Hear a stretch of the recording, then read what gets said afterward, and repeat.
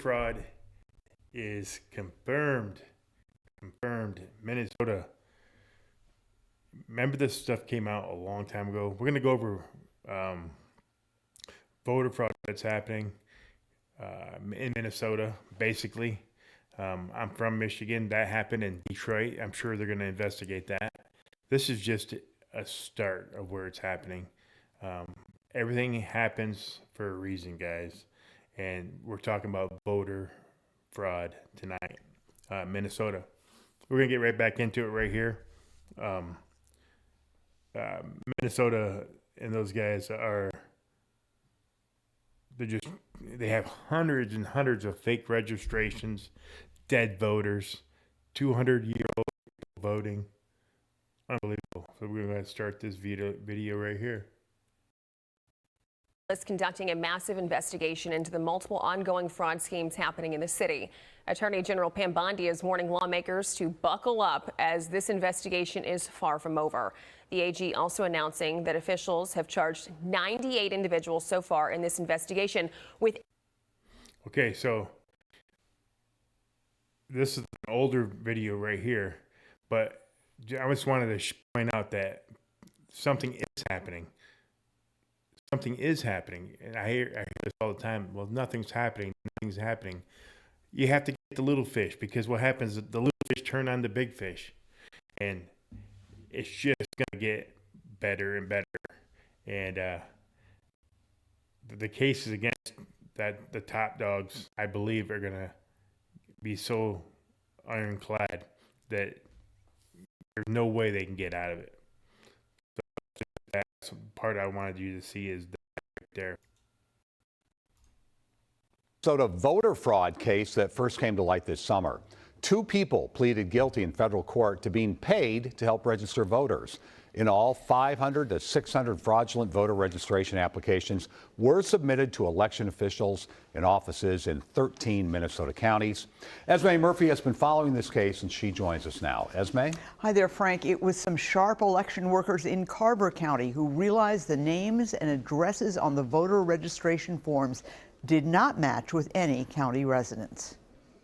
Prosecutors charged 2 people with 1 count each of voter registration fraud. According to the charging documents, the 2 were paid by an unnamed foundation to help register voters. The 2 defendants pled guilty this summer and have since moved out of state. The scope of the 2-year FBI and state investigation was not previously known. And it's very... Yes, and I'd like to know what organization they were talking about there. Who is funding these people? And they're out of state now, but this is why we need voter ID. We need John Thune and the Republicans to get off your butts, your asses, and get this done. Significant that they said today it was 13 counties, between 500 and 600 fake voter registrations, and that's just from 2 of the independent contractors that worked with this group. The investigation involves scouring hundreds of records. On guidance from the FBI, the voter registration applications were mailed directly to the election lead, and instructions were shared to use gloves when handling the forms. In testimony before the committee, Minnesota Secretary of State Steve Simon says the system designed to catch voter fraud worked. This is a case about individuals who conspired to submit false voter registration applications. This is not a case about fraudulent votes.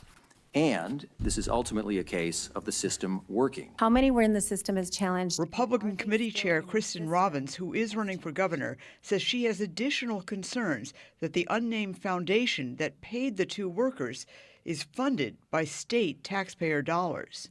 99% of their Isn't that crazy? Oh my. budget comes from state grants. So this is a group that the state is funding, and so we are funding them kicking our asses. Unbelievable. that then went out and did these voter registrations. Now, the hearing left a lot of people, including us, with a lot of questions that were not answered. One of the big ones, the 12 other counties where the fraud was discovered are not being named. Isn't that crazy? 12 of us are not named. Unbelievable. We need voter ID. We need voter ID. We need everybody to come together. Voter ID. All right, here's another one right here. It's caught my eye too. Laws. One policy outright allows registered voters to vouch for up to 8 people seeking same-day registration. But catch this, without an ID. And it goes even further. For those living in residential facilities like nursing homes, employees can vouch for an unlimited number of residents. Looking at past Minnesota elections, the amount of same-day voter registration is staggering, well outside the margin of victory. Joining us now, conservative activists and early... Go figure. It's the same thing that happened in Michigan. It happened all over the country. All over the country. So what happens when we find that Trump actually won? Vote Action founder Scott Pressler. Scott, welcome to the program. You're on the ground a lot, and you love registering people to vote. But this is concerning. Not only are they doing it same day with an ID, without an ID, but they allow other people to vouch for other voters. Yes, I want to be very clear. This is according to Minnesota state law that with vouching, no proof of residency is required. No photo or voter ID is required. If we were all living in the same neighborhood, I could vouch for you, Lawrence, and say, I know Lawrence, I know Will Kane, and just simply my vouching and you guys signing an oath declaring that you are following the law, you will be handed 2 ballots and you will be able to vote. And if I... All right, let's go down and vote. Isn't that crazy?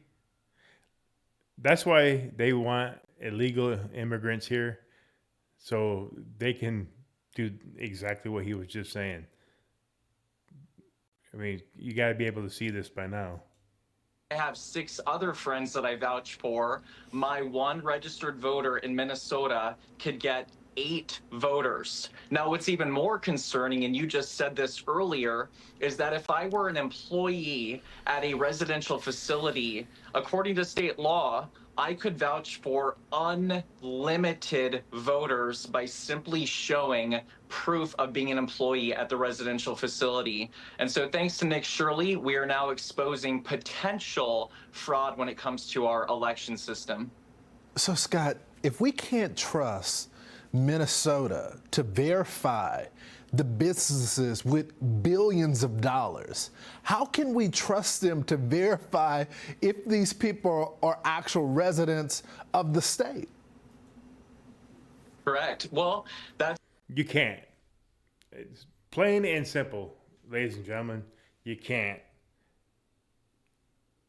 You can't. Just, that's the reason why Trump wants to nationalize voting or the elections, is because you can't. You have your blue states and your red states. Cheating is going to happen.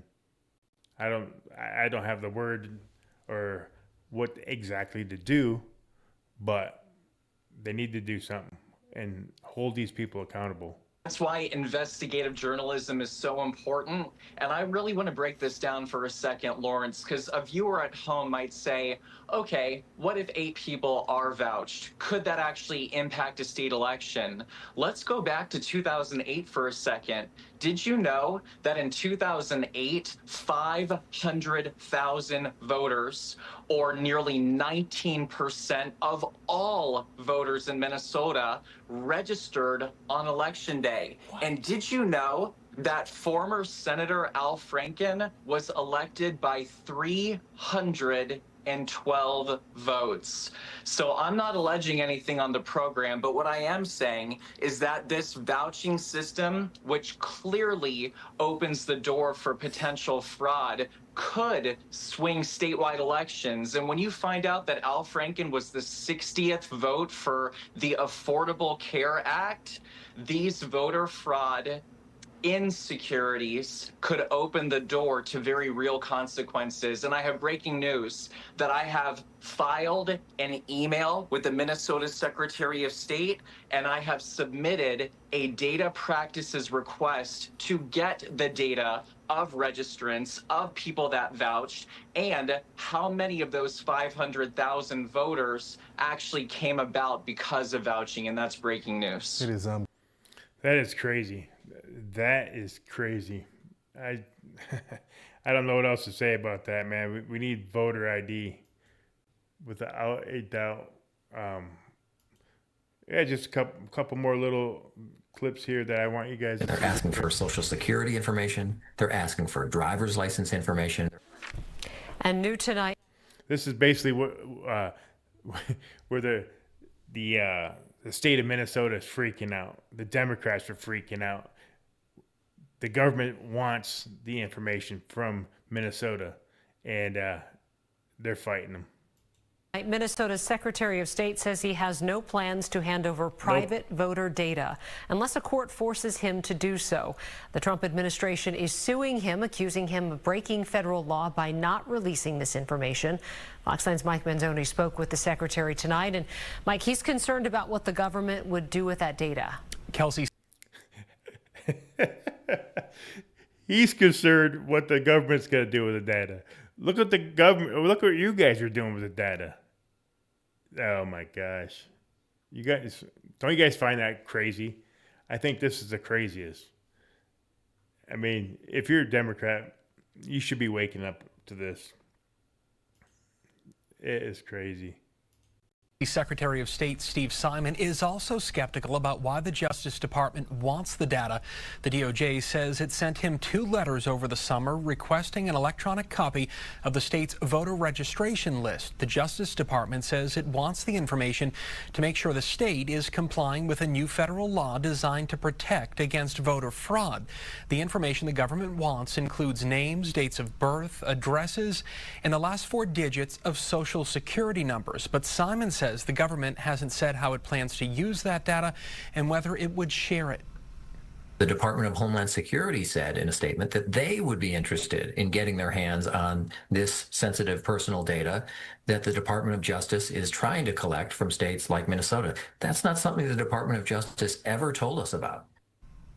And the DOJ sued 5 other states today, including California, New York, Michigan, New Hampshire, and Pennsylvania. Good. Sue. Let's go. This is the last clip right here of Joe Rogan. He continues to amaze me. I'm waking up to what's going on. Joe Rogan is a smart guy. Go listen to his podcast. But it's about 3 minutes. If you guys would like, share, and subscribe this, and that would be amazing. Probably like 80% of you are new watchers of my channel. And I just started not too long ago, and I appreciate if you guys would like this and share. At the very least, this is opening up the door for people that are non-citizens to vote. And it seems like they're confirming that non-citizens with this driver's license can vote. That's a clip from Joe Rogan, one of the most popular podcasters in the world, talking about a recent legislative hearing in our state, Minnesota, that was talking about potential election fraud. So that type of clip from that podcast has been making its rounds on social media, with conservatives now alleging our state allows non-citizens to vote. But that's not exactly the case, as Danny found out. The answer is a lot more complicated. Good morning, everyone. Last week, the House Fraud Prevention Committee invited Secretary of State Steve Simon's office to testify about election integrity. It's an honor to be with you. During the hearing, Republican lawmakers questioned whether a non-citizen could obtain ID under the state's driver's license for all law, which took effect in 2023, and use that to register same day and vote. Because we give driver's licenses to anyone in the state, they can vote. It is a felony for a non-citizen to register or vote in a Minnesota election. State Elections Director Paul Winnell testified that someone using a driver's license. Do you think that illegals and criminals care if they're breaking the law? Tell me down below if you guys think that it's too much to ask to get voter ID passed. License to register under false pretenses could be flagged and referred to law enforcement, although that would happen after a ballot was submitted. It is the other elements of being eligible to vote that the voter is attesting to and certifying at the time that they're registering and when they are casting a ballot. Thank you. So the answer to my question is yes. Parts of this exchange hit social media and then the Joe Rogan show last week. Okay, Minnesota elections confirms non-citizens can vote with driver's licenses. In response, Secretary of State Simon has repeatedly emphasized that non-citizens are ineligible to vote. And in the case of citizenship, not only is it a felony, it is a deportable felony and a permanent bar to citizenship. According to Simon, Minnesota can flag illegal voting by cross-referencing information at the state and county level. So it's 2 layers of potential review across multiple different issue areas: Social Security, death indexes, immigration-related information that we're getting from law enforcement. Still, Republican Representative Walter Hudson questioned the vulnerabilities in the overall system, given that illegal voting may not be flagged until after the fact. They perjured themselves, great. But the ballot that they cast still counted, correct? While the vote would count, a study done by University of St. Thomas law professor Virgil Wiebe found there were only 3 convictions of non-citizens voting in Minnesota between 2015 and 2024, out of 13.4 million votes cast. That means there are probably a handful more, but there's certainly no systematic effort to vote en masse by non-citizens. And not only could a non-citizen get deported, Jana, for trying to vote, they could also be permanently banned from being naturalized, seeking U.S. citizenship in the future. So there are deterrents in the law. Huge deterrents. Do you think that they care? These guys think that we're stupid. I mean, they're just like literally out there telling women that they're so stupid that they can't get an ID after getting married. I think it's so stupid. And people can't even get birth certificates. They're talking about black people can't get birth certificates or IDs and stuff like that. I think that's so racist. All right, guys, we're going to leave it right there. I hope you guys like this this little voter fraud. It's obvious that there's voter fraud. If you guys like this, please like, share, and subscribe, and we'll see you on the next episode. Thank you, guys. See you next time.